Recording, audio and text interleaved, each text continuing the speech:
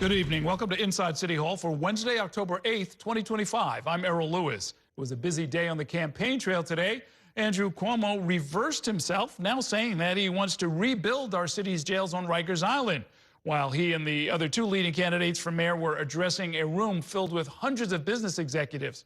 Our Ayana joins me now with the latest in the race for mayor. That is tonight's top story. Good evening, Ayana. Good evening, Errol. Just last month, Andrew Cuomo said Rikers Island should have been closed a decade ago. Today, he envisioned a state-of-the-art humane jail on Rikers Island. This new view was criticized as a flip-flop and a betrayal. This is just recognizing reality. It's not working. Changing course. City Hall hopeful Andrew Cuomo now believes it's time to abandon the current plan to close the jails on Rikers Island. The new plan, not only years late, billions over budget, it can't satisfy the capacity of Rikers. The city has a legal mandate to close Rikers by 2027, and construction is already underway for 4 new jails. Wednesday, Cuomo proposed using those sites instead for housing and commercial opportunities, knocking down the current jails on Rikers and build state-of-the-art buildings on Rikers Island. Just last month, Cuomo insisted Rikers Island, I said, should have been closed a decade ago. He's the ultimate flip-flop man. It's a betrayal not only of the law as it stands today, but also of what New Yorkers actually want. Also on the campaign trail Wednesday, Democrat Zohran Mamdani rode the M57 bus, considered one of the slowest in Manhattan.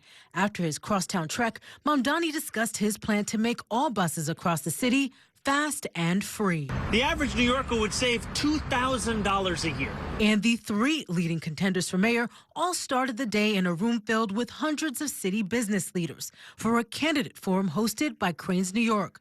Cuomo discussed his plans to build new housing. Sliwa said it's time to reduce the city's budget.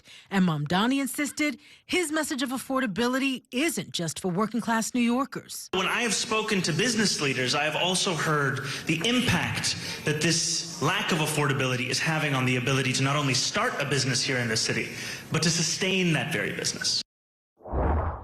And Errol, you'll notice Curtis Sliwa took off his red beret for this meeting in front of hundreds of business executives. And back to Andrew Cuomo's proposal for Rikers Island. He also wants to add free express buses from the different boroughs to Rikers Island to make jail visits more accessible, Errol. So when Curtis, without his beret, was he theatrical about it and taking it off, or did he just show up without it? He showed up without it, but he certainly made a point of noting to people that he took the red beret off and he was there to talk business. When it comes to the Rikers Island question, there are a lot of things that are wrong with Rikers Island, but it's not just that the buildings are old. It's that, you know, it's central, it's inaccessible, it's not connected to mass transit. There are a lot of different reasons that the law was passed to close it. That is correct, but we also know that Andrew Cuomo in recent days has met with several constituent groups, including in Chinatown. These are organizations and groups that are strongly opposed to the new jails coming into their communities. So perhaps he's listening to some of those voices. And Andrew Cuomo did acknowledge that Rikers Island is inaccessible, and that's why he's proposing these free express buses that will go from all 5 boroughs to the jail. But yes, clearly there is a lot of negative connotation, a lot of negative history related to Rikers Island. And so for many New Yorkers, closing down these current buildings, putting up new buildings just in its place won't really seem like it's a new and fresh start. Okay, thanks very much, Ayana. Also tonight, the use of AI-generated images in politics is on the rise, including right here in New York, where Andrew Cuomo is using an AI version of himself, working as a subway motorman and as a window washer and other jobs as part of a campaign ad. State law passed last year actually regulates the use of AI in political campaigns, but that Cuomo ad and others exist in a legal gray area, with Albany lawmakers saying that more needs to be done. Our Bobby Kuza joins me now with more on that. Good evening, Bobby. Good evening, Errol. And as I'm sure you've seen, this AI video generation is scarily realistic. Luckily, up until this point, we haven't really seen that sort of worst case use here in New York, where there's a deep fake that fools people into believing something happened that really didn't. I think at this point, the most prominent example of AI use is Cuomo in this ad, and ironically, he's not really using it to go after his opponent. He's using it to kind of poke fun at himself, although this still does raise some legal questions. Andrew Cuomo isn't known as the most tech-forward candidate for mayor, but he put artificial intelligence to novel use in his latest ad. I'm Andrew Cuomo. Which features an AI-generated Cuomo as a train operator, stock trader, and stagehand. The ad sparked some criticism, including for what it says about human labor. It seemed like many of those shots could have been done with a real film crew. Manhattan Assemblyman Alex Boris has spearheaded legislation regulating AI-generated imagery in politics, which is now a regular feature. This is Camp Zoran. Before he dropped his re-election bid, Mayor Eric Adams regularly used AI-generated images to attack Democratic nominee Zoran Mamdani and former Governor Cuomo. I'm Eric. Hi, Eric. I'm Jasmine. Incidentally, an AI version of Adams stars in an AI-generated trailer for a new memoir by ex-girlfriend Jasmine Ray. Some AI videos have been cartoonish, like this one mocking Mamdani from primary opponent Whitney Tilson. But TikTok says I slay. A state law passed by Assemblyman Boris requires a disclaimer on AI-generated political content, though there is an exemption for satire or parody. The obvious uses of AI, which I think are most of the campaign context, you instantly know are AI. So it's almost a stylistic choice. What worries me a lot more are the ones that are photorealistic, where you have a question as to whether that's AI. Okay, am I running for governor? I just won't say. Upstate Republican Congresswoman Elise Stefanik furiously objected to this AI video mocking her gubernatorial ambitions. It was created by Democratic challenger Blake Gendabine, who ends the ad with a disclaimer that it was generated in whole or substantially by artificial intelligence. The mayor's AI content is also tagged AI generated in the lower right-hand corner. And the Cuomo ad, too, discloses it was created with the assistance of artificial intelligence. But that may not technically satisfy state law, according to State Senator Kristen Gonzalez, chair of the Internet and Technology Committee, who co-sponsored the legislation on AI in politics. I actually think it really was not in compliance with parts of our bill. The bill specifies the language and size of any disclosure. That disclaimer was not legible for digital media, which is part of the requirements. It's supposed to be no smaller than other texts. It certainly was much smaller than other texts. But Cuomo's ad is unique. The deepfake is of himself and might qualify as parody, Gonzalez said. Another AI controversy took shape this week in Queens. You have to know how to talk to AI. Republican City Council candidate Jonathan Rinaldi has taken great liberties with AI, creating images of himself, some more photorealistic than others. But he's also created doctored news articles, falsely stating he was endorsed by Cuomo and by Queens Councilman Robert Holden. And he created a poster giving the false impression his opponent, Councilwoman Lynn Schulman, has endorsed Mamdani. Rinaldi says it's art. It's not fake news. They're memes. When any person tries to go up against the establishment, you have to use every tool at your disposal. Rinaldi has seemingly opened himself up to legal action since state law allows victims of political deepfakes to seek relief in court. As for any further regulation, it's unlikely to come from Washington, where the president himself has aggressively weaponized AI, as in these controversial videos last week mocking Congressman Hakeem Jeffries and Senator Charles Schumer. We have no voters left because of all of our woke trans bullshit. Boris warns that improving technology means more truly deceptive uses of AI are surely coming. AI is the latest version of CGI, and people have used CGI to make movies and to animate things, right? This is not saying that we can never do it. But I do think that there is a key distinction when what is being presented is meant to appear like it is real, but isn't. That is a problem that as society we have to solve. And one of the problems with all this, of course, Errol, is that now videos that are real, people doubt whether they're real or not, right? And this actually happened with a Mamdani video that he put out where he's speaking in Spanish. There was a Republican assemblyman who challenged it and filed a complaint, said this clearly he had it analyzed and said this isn't real. And then Mamdani put out a video with outtakes from recording the video where, like, the bloopers where he's messing. It was clearly something he had made. Right. So, I mean, this is the future we're headed towards. Wow, yeah, seems like there's a lot going on there. The stuff by Rinaldi where he's standing in front of an audience when it's not there, or there's a news article that doesn't exist. You can call it parody or whatever you want, but You said that there's a provision in the law where you can get sued if you step over certain lines. Yes, if there's a victim of the deep fake, they are entitled to at least injunctive relief. So they can go to a court and, at the very least get this stuff taken down. That has not happened yet, but we could see Lynn Schulman or anybody else who's in one of those posters, one of those videos, taking legal action soon. All right. Thanks very much, Bobby. We've got some breaking news to share with you. Israel and Hamas have agreed to the first phase of President Donald Trump's peace plan to pause fighting and release at least some hostages and prisoners. That's according to a social media post by the president. This is a developing story, and we'll bring you more updates when we have them. Right now, we're going to take a short break, and when we come back, Governor Kathy Hochul is calling on President Trump to release billions of dollars in federal funds. Those details are coming up next. Stay with us.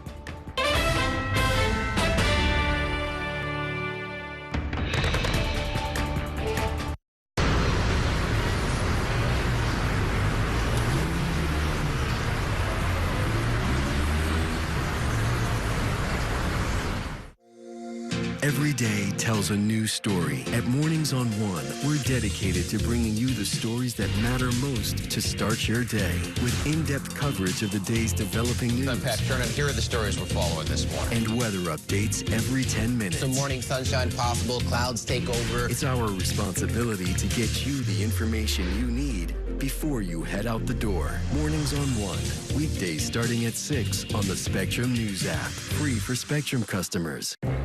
Spectrum TV, isn't that only live TV? No, it's only all my favorite streaming apps with live TV. Okay. It's only all included at no extra cost. And that's the magic of math. Will this be on the test? Sure. Why not? It's only one simple payment for all our TV. We gotta simplify and win. Winning is equally important. If not, more so. Yeah! Only Spectrum TV, fixed TV. I'm Sandra, this is Jorge, and we were adopted in 2019. I remember when they first came to us, Michael was already a teenager. The whole cliche of they're so lucky to have you guys, and it's the other way around. They have changed our family for the better. They chose to love us. They didn't have to. They chose us. Family. Learn about adopting a teen from foster care. You can't imagine the reward. Visit adoptuskids.org. And that's a look at some of what's in the papers this morning. You done with the sports section? Today's story is about the latest chapter for a beloved local business. It's a beautiful day with temperatures in the 60s, but showers are expected in the next hour. In a city that's always on the go, it's important to stop to hear the stories that connect us. The news that matters to New Yorkers. That's what brings us together. That's Mornings on One. Weekdays starting at 6. Exclusively on Spectrum.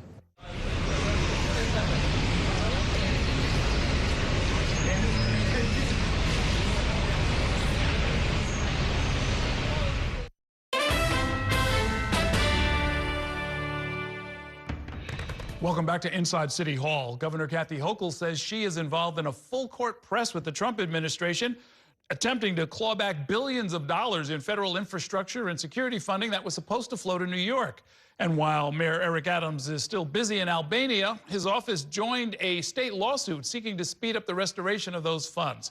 Our State House reporter, Bernadette Hogan, has that story. Good evening. Good evening, Errol. Well, the governor's office is tracking how much money New York State and New York City are slated to be in the hole for, how much money they'll have to make up. Although it's not completely set in stone, the state will still be reassessing ahead of their mid-year update at the end of the month. I called the president about this. New York's top Democrat is revealing she called President Donald Trump a second time last week, telling him to release billions in federal dollars earmarked for transit projects, like expanding the 2nd Avenue subway and counterterrorism funding for the MTA and Port Authority. Said it's 15,000 good-paying union jobs that are now on hold with both those projects. He heard me, we talked, and I believe it's related to the shutdown. City Hall joined the charge on Wednesday, signing on to the state's existing lawsuit against the federal government, slamming the cuts as, quote, dangerous. We cannot afford to lose a single dollar, let alone $12 million, when it comes to protecting 5.5 million daily riders, said Mayor Eric Adams in a statement. Continuing, Extremist behavior is taking place across the globe, and these funds are crucial in both being proactive and reactive to the threats to the safety of everyone in our city. When asked if she wished Mayor Adams was physically present in the city to help offer a united front. And as you continue this pressure campaign, do you wish Mayor Adams wasn't in Albania? And what do you think of him deciding to drop out of the race?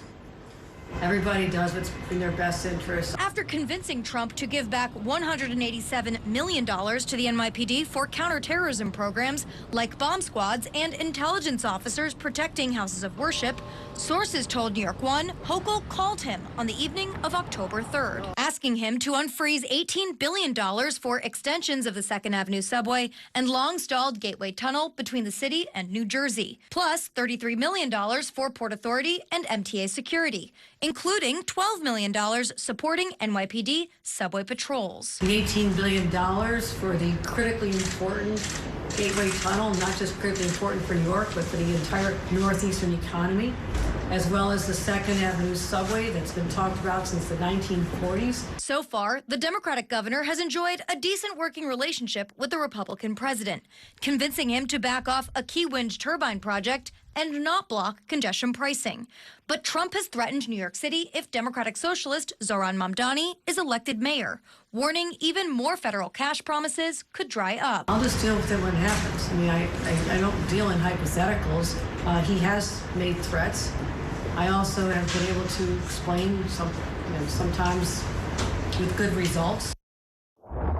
And we reached out to the White House for comment and have yet to hear back, Errol. So when the governor says this might be related to the shutdown, is that her way of saying we should not expect a final answer until after this is over? I think so. And also, if you parcel out the two different groups, right, the $18 billion that has to do with the grants for 2nd Avenue subway and Gateway, money that Democrats, top Democrats in New York, like Charles Schumer, Hakeem Jeffries fought for, you could maybe parcel that out from the $33 million that has to do with MTA and Port Authority security funding. The governor was already successful in clawing back a $187 million pot. So it seems like she's trying to separate the two and work towards at least unfreezing one, but then the other one might not have an answer, as you said, for the foreseeable future. Okay, thanks very much, Bernadette. Also this evening, the competition for 3 downstate casino licenses reached its final stages today, with the state board meeting for the first time. The members of that board will look at the remaining 4 casino applicants and determine the best bets in less than 2 months from now. Our Courtney Gross has more in this report. Okay, so let's get down to business. The cards are on the table, and now it's up to a 5-member board to decide. The state's gaming facility location board met for the first time on Wednesday to consider the final casino applications for highly lucrative state gaming licenses. It is this board, with expertise in banking, economic development, and housing, that will submit final recommendations on who gets a gaming license. That decision is then ratified by the State Gaming Commission. Consideration of the financial history and employment history of particular persons or corporations. The deliberations will occur behind closed doors, and the board is not expected to take any more public testimony after months of public hearings on each of the applications. The board's chair, Vicki Bean. So one of the things that we have to look at is what's the overall financial picture? What kind of revenue are they going to be bringing into the state based upon a sort of dynamic financial analysis of how they're going to interact. Bean was a deputy mayor under the de Blasio administration. She said the board will evaluate each applicant based on strict criteria. The most important factor, how much revenue and economic development will these casinos generate? How realistic is their plans for what they're going to construct and how quickly they're going to construct that and be up and running. After a years-long process, only 4 applicants made it to the final stage. They include Resorts World in Queens and MGM Empire City in Yonkers, which already operate video slot machines. Bally's in the Bronx and Metropolitan Park in Queens, pitched by Mets owner Steve Cohen, are also under consideration. The board has up to 3 licenses to award. We can award up to 3 licenses. We don't have to award any if we don't think that the applications bring sufficient revenue or are sufficiently well developed. The board is expected to make its decision by December 1st. Courtney Gross, New York 1. It is time for a break. Coming up, we'll talk about The Hub, an open-air drug market operating in the South Bronx. We'll explain what's being done to clean it up. That's coming up next. Stay with us.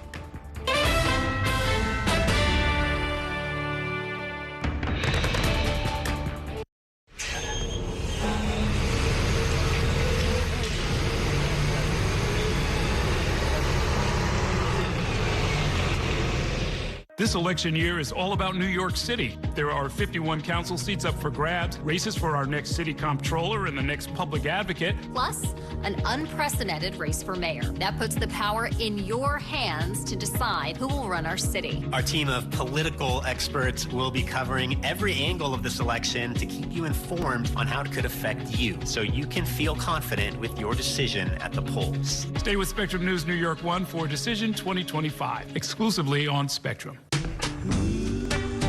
It's only a game. It's only a little rivalry. It's only a ritual. When I come home late, and a few generations. you're always there. And only Spectrum TV includes all your favorite streaming apps with live TV at no extra cost. It's only a game. It's only everything. Mom was always organized, but she started forgetting to pay her bills on time. And she'd buy the same gifts over and over. Telling the girls about my Alzheimer's diagnosis was really hard. At first, we had our cries, but then we were like, okay, let's make a plan. Early detection gave us time to adapt together. It's so important for you to think about what you can do and making the most of what you have. If you or your family are noticing changes, it could be Alzheimer's. Talk about seeing a doctor together. From my time growing up in Queens watching New York 1 to my time reporting here, I've seen how quickly a story can change. At News All Day, we bring you the news as it's happening, from around the boroughs to local government to your neighborhood. Because our city never stops moving. 3, 2, 1.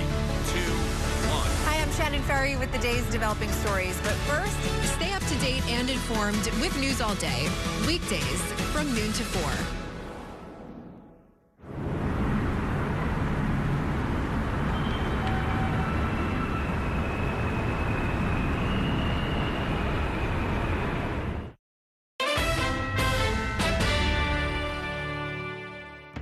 Welcome back to Inside City Hall. Outrage over public drug use in the Hub in the South Bronx led to a multi-agency operation to clean up this major commercial corridor. In July, Mayor Adams traveled to the area and barricaded the plaza where rampant drug use was taking place in full display. But people in the area still believe that not enough has been done. New York 1 criminal justice reporter Dean Meminger joins me now with an update. Good evening, Dean. Well, good evening to you, Errol. Like, this has been going on for decades in the Hub, in that area. 149th Street and 3rd Avenue, a major transit hub, a shopping district, but it was last year when Congressman Richie Torres started to say something has to be done about this. This year, the mayor went up there and barricaded one of the plazas off and actually put police in that area to move out those individuals who were using drugs. And some people up there are saying that it's not only the people who are actually using the drugs, it's drug dealers as well, selling the drugs to them.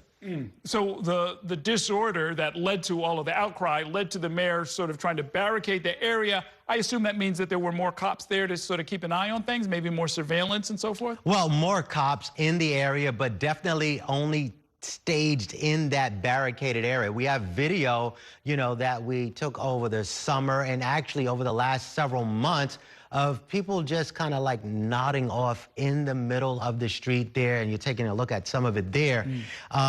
You know, and we actually spoke to one person who was struggling with addiction, actually two of them, and they were willing to speak to me. We hid their identities, and they spoke about what they said they needed. Let's take a listen to one of those gentlemen. And what about you, man? What do you think what would you need to help you? Housing. Well, housing would help you out? Yes, sir. Housing will help me out. I'm out the streets. So you live in a shelter or on the streets now? I'm in the streets right now. I'm still in the street right now. We on the streets. We get housing, we get out the street, and we be good to go. That's what we need, housing. We need to get housing, we good. But what about a lot of people over here are addicted to drugs? So how would that help you? What would you need to help you out with that? Keep me away from the people, places and things that deal with drugs. Just keep me away from that, I'm good.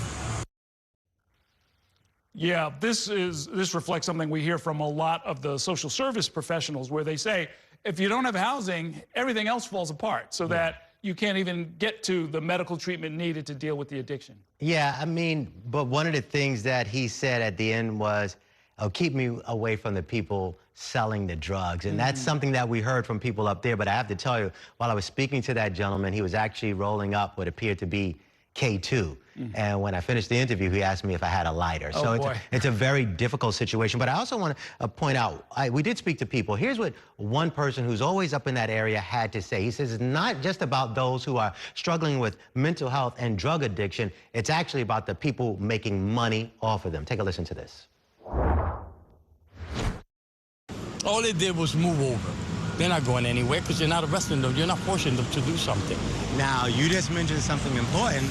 It's not only the people addicted to the drugs. It's the drug dealers. And I'll tell you straight up, it's the drug dealers. They're here with them. They're among them. So they have to get rid of them, too. Yeah, we asked the NYPD about this, and they told us that from April 1st of this year through September 21st, they've made 183 arrests in that hub area. 49 of those were for intent to sell. Because the people are saying, you know, and some are saying you actually have to maybe force the people who are addicted into treatment because they're not going to do it on their own. Very interesting. Speaking of the NYPD, my understanding is the news broke this afternoon, and we've seen in the last few days the chief of department, the highest ranking member of the force, John Shell, is retiring. Yes, he's been talking about this for a while. We heard this maybe even last year, you know, with changes within the NYPD and at City Hall. He was well known in the department for many years, but controversial, right?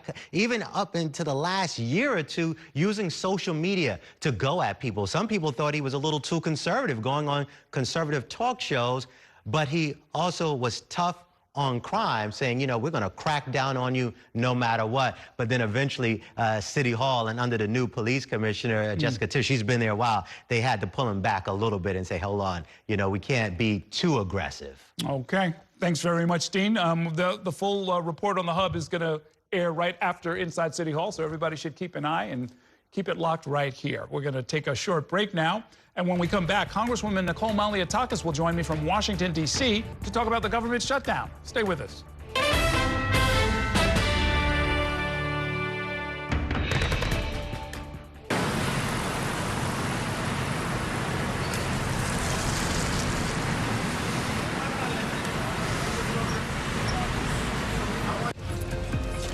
My time at New York One has shown me that in the city that never sleeps, the news never stops. So as the day winds down, turn to the rush hour. Good afternoon, I'm Monica Burke. To catch up on the stories that matter across the 5 boroughs, with in-depth interviews from the city's newsmakers, plus the latest forecast. Catching you up with today, preparing you for tomorrow. Right here on the Rush Hour. Weekdays from 4 to 7 p.m. There's an international travel plan with Spectrum that was an additional $10 a month, as opposed to paying a ridiculous amount per day for roaming fees. This literally felt like my old phone carrier was reaching their hand into my wallet and just helping themselves to some of my cash. I like having no surprises when it comes to my cell phone bill. And with Spectrum, that's been the case. So it saved me a ton of money. Real customers, real savings. To see how much you can save, visit spectrum.com/save. I'm Chris Jakovic. I served in the United States Air Force, and I deployed 3 times. So in 2017, I was serving as an Air Force First Sergeant. Our motto in that role is, my job is people, everyone is my business. But unfortunately in that year, I would lose my own brother, Lance Corporal Adam Jakovic, to suicide. The majority of veteran suicides are from guns. I store my weapons securely, not only for myself, but for my family. My service never stops. At Spectrum Noticias, we recognize that our New York City community is vibrant and diverse. Spectrum Noticias delivers balanced coverage of the stories that matter in our communities and across the country. Our journalists are based in the neighborhoods we cover, ensuring you get in-depth reporting on what's happening in the places we call home. So join us at Spectrum Noticias. We're always on, always there for you. Now available on your TV. Check your local listings. Also available on the Spectrum News app.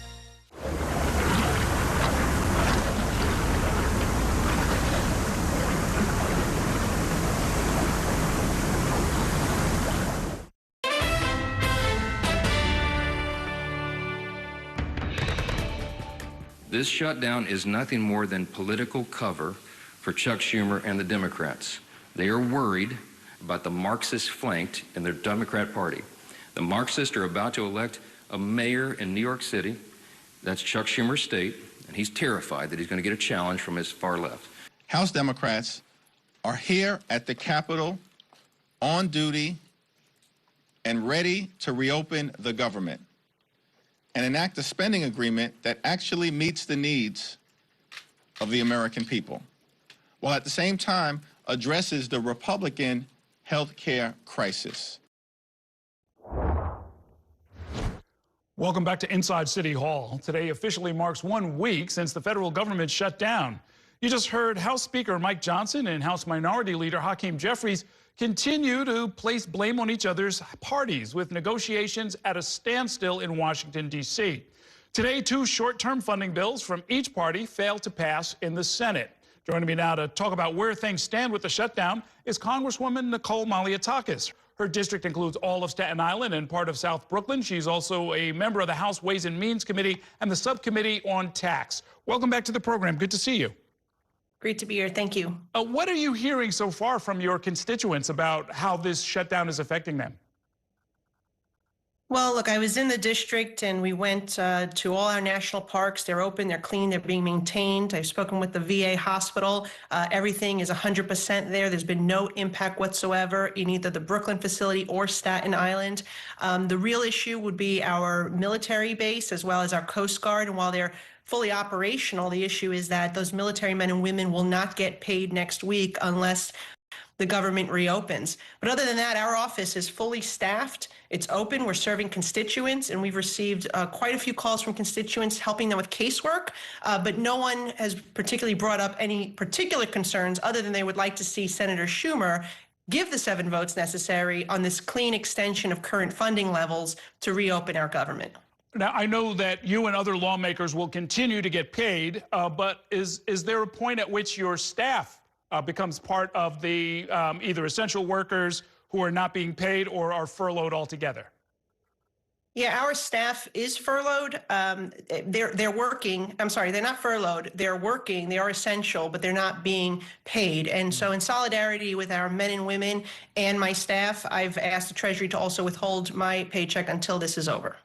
You were one of the lawmakers that pushed the Trump administration to reverse $187 million in scheduled cuts that would have been made to the NYPD's intelligence and counterterrorism operations. Did you speak directly with the president about that? How did that go? Yeah, I spoke with the president last Wednesday. Within 48 hours, the money was restored. He intervened. This was a bad decision by the Department of Homeland Security. They changed the formula in which these funding grants were going to be awarded. And as a result, New York and others states lost funding. It was a $187 million hit to New York. To the NYPD, where we are the #1 terror target, it would have been $100 million, and this is critical funding that is used for everything from equipment to the K-9 unit, and we had to make sure that that money was restored. And the president understood that. As soon as I spoke with him about this, I mean, you could tell that he was on it, didn't understand why this was done, and was reversing that decision. So I'm very proud that we were able to work with the police commissioner and others to make sure that money was restored for our NYPD. So maybe less urgent, but also important is, as we reported earlier, Governor Hochul is trying to make sure that New York gets $18 billion for the Gateway Tunnel and the extension of the 2nd Avenue subway. As the city's sole Republican member of Congress, are you planning to help with that as well? Well, I did vote for that infrastructure money, by the way. I helped pass that bill in a bipartisan manner. I do want to see our city and state get the money. What I'll say is that this is a result of the shutdown. Once the shutdown is lifted and we reopen the government, we will see that money flow once again. With regards to the MTA, I think there needs to be more accountability, more scrutiny. I would like to see a federal forensic audit of the MTA and how our federal dollars are being used. The MTA not only hit us with this congestion tax, which is operating in violation of federal law because the president rescinded the authorization to allow congestion pricing, but then they hit us with now another tax increase or fare increase on top of it. And so I think there should be more scrutiny before they receive the federal dollars to complete the Second Avenue subway. But look, I'll continue to work with my colleagues to deliver money for New York. But the bottom line here is Senator Schumer needs to give the 7 votes so we get the 60, because we only have 53 Republicans in the Senate, to reopen the government. As you know, this was a bill that he negotiated last year and then voted to extend it 3 consecutive times. The only thing that has changed here is President Trump is now president. We know that they want to give him a hard time. And AOC has basically threatened to challenge Senator Schumer, and he's afraid of the radical left flank in his party. That's the only thing that changed here. Well, the bill wait. is the same, and the funding levels are the same. But there's at least one other thing that has changed, which is the expiration of the subsidies for the healthcare premiums, right? Isn't that what this is all about? Those are going to all expire at the end of the year. Well, they're making it about that, but that has never been in this funding bill. That they set that timeline for expiration at the end of the year, but they should not be shutting down the government over that. We should reopen the government and then negotiate on those subsidies, which, by the way, I do agree that we need to address that issue. Mm-hmm. The real problem, Errol, is that since the Affordable Care Act went into effect, the costs have skyrocketed. It was anything but affordable, which is why these subsidies that are tax breaks to the insurance companies, not to individuals. These insurance companies, by the way, that have seen their profits rise 230% since the Affordable Care Act, while denying as much as 1 out of 3 claims. We need to rein in the insurance company. I'm okay with giving an extension so the end user does not feel that effect, but we need to do it in conjunction with reining in the insurance companies, and it should be taken up outside of the funding levels. That has nothing to do with this. And for them to be holding up government funding, our military pay, furloughing federal employees, TCA delays at the airport, all of that is wrong. Even if there was an extension, wouldn't that only bring us to somewhere around Thanksgiving, mid-November? And 6 weeks would not be enough to do what you're describing as far as getting into the guts of where the insurance companies maybe need to renegotiate some of these premiums, right? So the funding for our government lasts for 6 weeks. The subsidy for the health insurance expires at the end of the year. So that is why many of us have been advocating for a 1-year extension or maybe a 2-year extension so we can address the core issues. But I should remind people that the reason we have this problem is because the Affordable Care Act is not affordable, just like the Democrats told us it would be when they passed that law. This has, nothing to do with the funding of our government, which is completely separate. They're trying to add outside policy into this funding fight, and it is wrong, because if Republicans were trying to implement policy that was unrelated into a clean funding extension of our government, imagine the outcry from the media, from the public. So people should be holding Senator Schumer accountable here for not delivering the 7 votes on a bill that he negotiated the levels for last year and voted for 4 times before. Okay, we are going to have to leave it there for now. We're going to wish you the best of luck with or without paid staff as we try and see our way through however long this shutdown is going to last. Thanks for spending some time with us. Thank you. Okay, we're going to take a short break now. Coming up, I'll talk about the home stretch of the race for mayor with our weekly politics panel. Stay with us.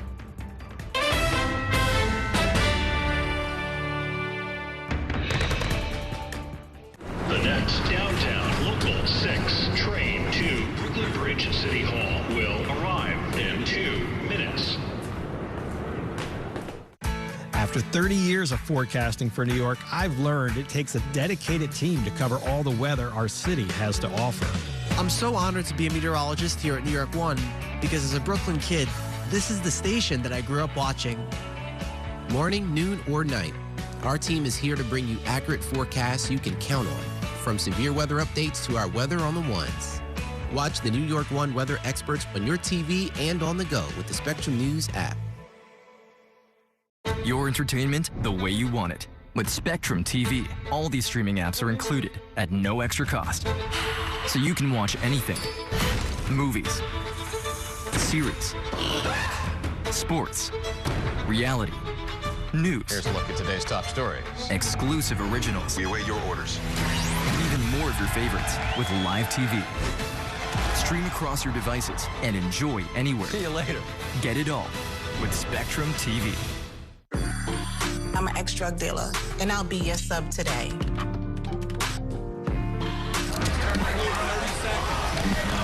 2 milligrams of fentanyl can be lethal. A lethal dose is in here. Who gets it, I won't know. It's cheap, it's potent, and it's profitable. The sad reality is fentanyl is being mixed into everything now. More kitchen now. My father was a New York City firefighter. My mission, like his, is to serve New Yorkers in a city that doesn't stop when the sun goes down. Being with New York One since the beginning, I'm now honored to join you even earlier each weeknight. Starting at 8 with New York Tonight, we'll explore the latest news developments, followed by New York One at 10 to wrap up your day. So join me each weeknight starting at 8 right here on New York One.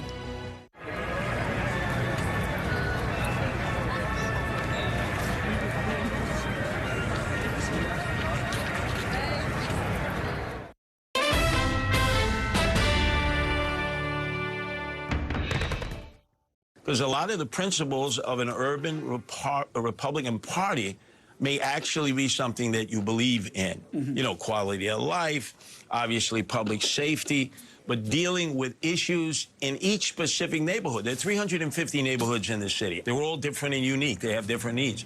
And that's what the urban Republicans are addressing, the unique needs in each neighborhood.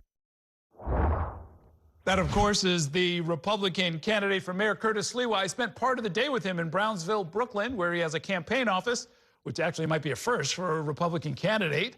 We're going to be showing our full interview later this week. Among other things, he says that he's trying to promote what he's calling urban republicanism for people who are not necessarily conservative or pro-Trump. Joining me to talk about that and much more is my weekly politics panel. Margaret Rourke is a professor of political science at Manhattan University, and joining us as he does every Wednesday, New York One political commentator Gerson Barrero.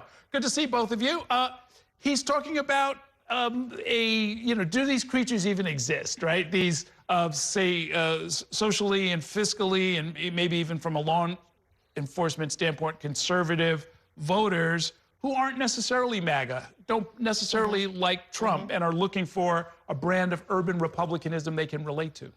Yeah, I mean, I suppose there are those people. I mean, there are also a lot of MAGA people in New York, and he's trying to differentiate. I'm not sure that's a good path for him to try to play that line.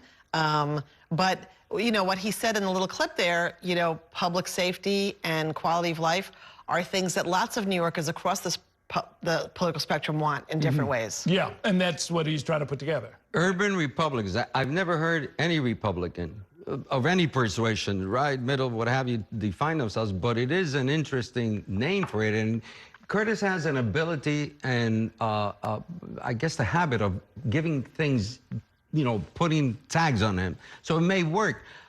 So you were out in Brownsville with him? Yes. Yes, okay, yes, so you're yes. Okay, so he did admit that his first wife was a black woman, right? We went to the place where he courted her. You want to be showing where this? they used to live. Yeah, sure. Can you imagine if all of a sudden Curtis had a first son that was black and all of a sudden he's already 35 years old? Curtis, come on, give it up, brother. I did not ask him about that. Oh, you didn't ask him about that? Why not? I asked him about the first of the 3 wives. We'll have to talk about that another time. All right. I'm sorry about that. Speaking of the policy focus, the Sliwa campaign actually put out a new digital ad today that slams Andrew Cuomo for reversing his position on the legal requirement to close Rikers Island. Sliwa says that the changed position is an attempt by Cuomo to snag Republican voters and take them away. Is that going to work, do you think? Absolutely not. Absolutely not. I just think that, you know, Cuomo is trying to find a lane that he never had, never existed, and I think that is trying to catch up instead of doing the nuts and bolts of campaigns that his father won in the past and that he won. I still don't know of an actual get-out-the-vote operation. Right. I just bumped into someone that I had lunch with on the east side of Manhattan in the 70s who told me it was the first time that they got an actual card promoting. And I said, was it a young person? No, a person in their 60s. Not to say that people like me, I'm in my 70s. But the fact is that I think Cuomo still doesn't get it. I'm not saying he's not trying or that he doesn't want it like other people think. I just think that he's not doing it right. And by the way, criticizing Mamdani, you continue to, everybody knows he's a kid. Get over it. What are you going to do? Yeah, I mean, I don't think that Cuomo is thinking about it in terms of taking away the small slice of Republican voters.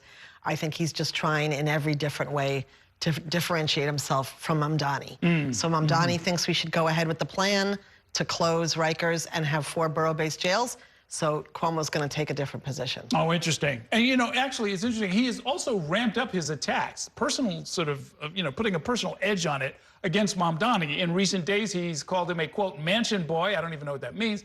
And a quote, champagne socialist. And here, as a political scientist, maybe you can shed some light on this. Is there any evidence that voters in New York have ever rejected a candidate because they thought they had money? I'm thinking of, we elected Governor Rockefeller 4 times. Yes, we did. Mayor Bloomberg 3 times. Right. I mean, it just doesn't seem to be something. And a lot of New Yorkers thought that they liked Bloomberg because he had money, because he was a successful businessman and could bring some of those skills to city government. You know, the conservative attack on people who think we should have greater equality, that if they have any money in their pocket at all, they're a hypocrite. It's like socialists or democratic socialists or liberal Democrats don't want everybody to be dirt poor. They want everybody to be reasonably prosperous. So the fact that he's reasonably prosperous is not like a dig, you know. Right. It shouldn't be, and I think it's, again, foolish on the part of Andrew Cuomo, who continues to try to define. You know who mansion boy was referred to, that Andrew Cuomo used it? You know who?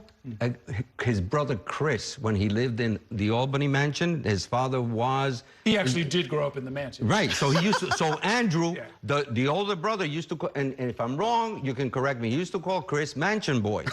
So just so that, you know, so what is the, am I wrong, Andrew? You can correct me. Oh, no, that actually explains something, because I guess he thought he would get a rise out of it. I'm sure Chris didn't like that. Chris didn't like, and I'm sure he's not going to like me saying it today. But that's the original mansion boy. In case Zoran used it against him because it was true. You can dig it up. Right, who do you think is wealthier, Andrew Cuomo or Zoran Mamdani?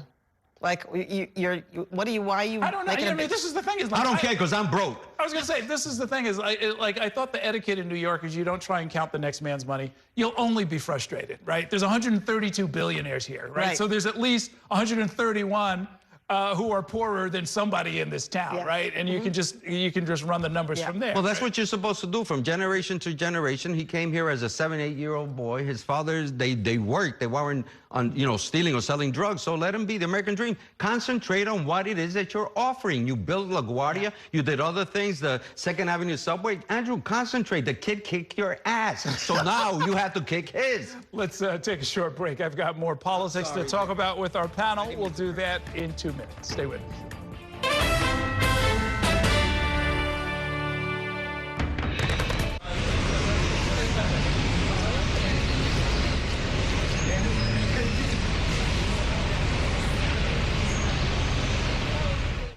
Here's the deal.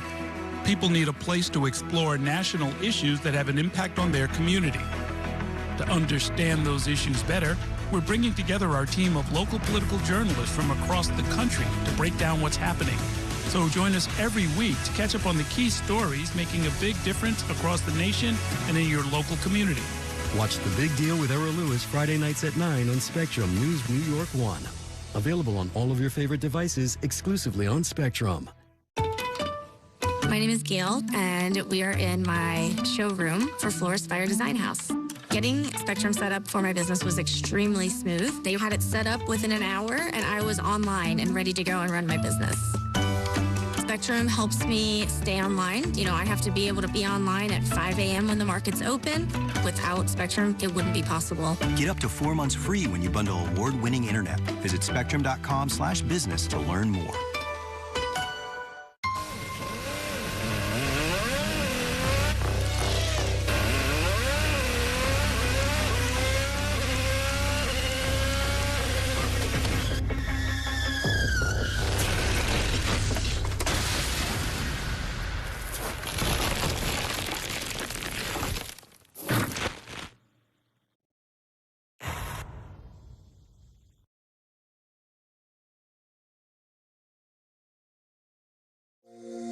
Every day tells a new story. At Mornings on One, we're dedicated to bringing you the stories that matter most to start your day with in-depth coverage of the day's developing news. I'm Pat Kernan. Here are the stories we're following this morning. And weather updates every 10 minutes. Some morning sunshine possible, clouds take over. It's our responsibility to get you the information you need before you head out the door. Mornings on One, weekdays starting at 6 on the Spectrum News app. Free for Spectrum customers.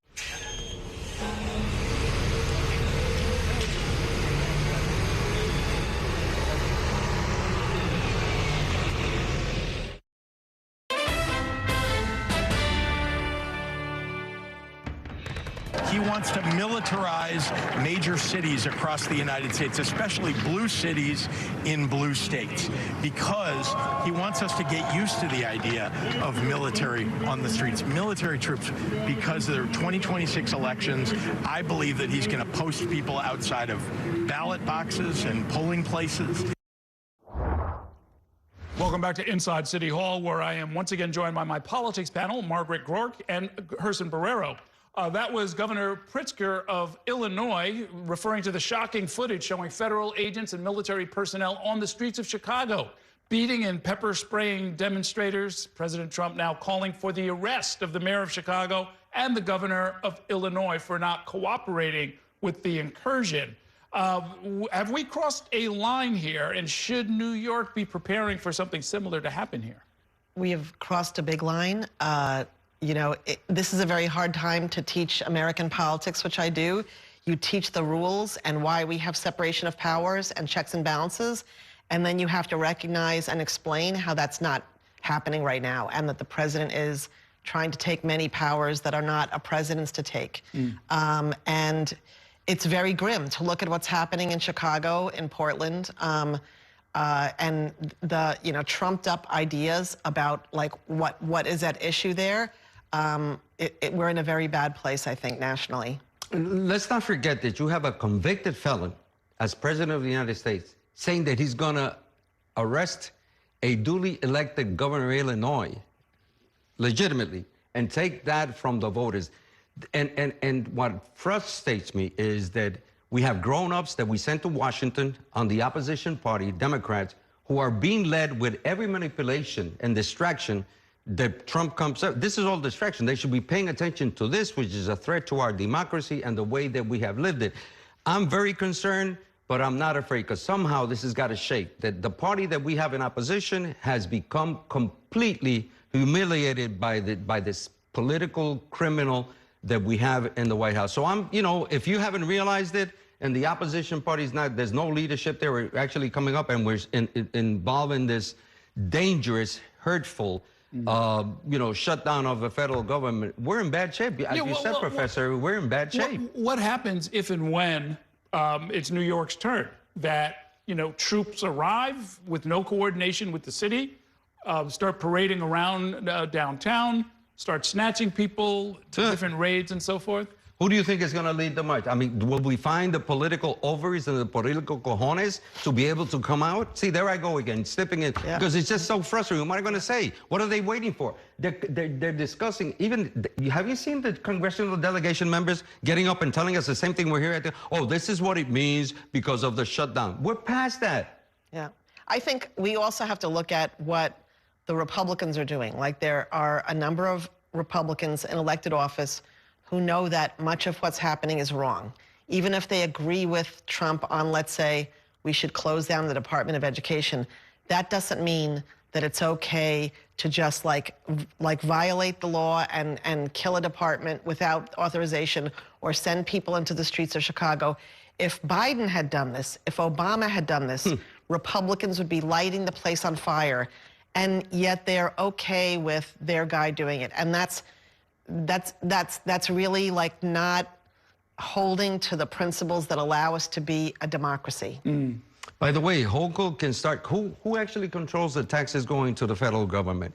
Is there anyone in the Democratic side in this state, which is dominated by Democrats, in the New York State legislature, that we have a Democratic mayor, or is he still around if he comes back? And we have also a governor. Can we at least talk about the possibility of withholding the federal taxes that we sent to the Fed? You know, it's funny. Can we do that, Professor? That came up at a dinner party the other night, and I was thinking, well, let's think about the mechanism by which it's happened, right? Like a corporation, when they pay the taxes directly to the federal government. So a corporation withholds money from your paycheck and sends it to the feds. But the governor could withhold from all the state paychecks and say, I'm not sending it, I'm putting it in an escrow account until you respect us. I mean, that's an idea, right? You know, it's interesting. On Monday, I called someone, I texted someone close to the governor to at least, listen, I'm gonna say this, I don't want to catch this, and I'm catching it because the person never returned my call. They said, oh, I'll call you later tonight. Call me anytime. I just wanted to check. The reality was, can we withhold the federal taxes immediately, right now, because we're not getting the federal service? And let's see what they do. Yeah, well, it would be interesting. I would start out by assuming that it's been tried, either intentionally or even just because of a breakdown of communications. And you wonder, you know, yeah, how does that work? How does that work? I don't know. It sounds like somebody would get in a whole heck of a lot of trouble if it was done. Well, we're in trouble anyway. Well, you know. Let's slap them around. Let's see what happens. There's the dilemma. Where the pocket. Thanks so much for coming by. Great talking with the both of you. That is going to do it for tonight's show. Thanks for watching and have a great evening. We'll see you next time inside City Hall.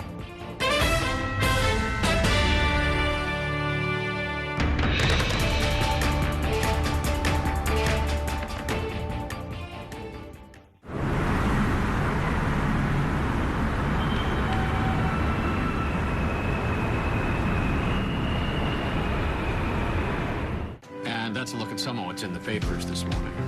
You're done with the sports section. Today's story is about the latest chapter for a beloved local business. It's a beautiful day with temperatures in the 60s, but showers are expected in the next hour. In a city that's always on the go, it's important to stop to hear the stories that connect us. The news that matters to New Yorkers. That's what brings us together.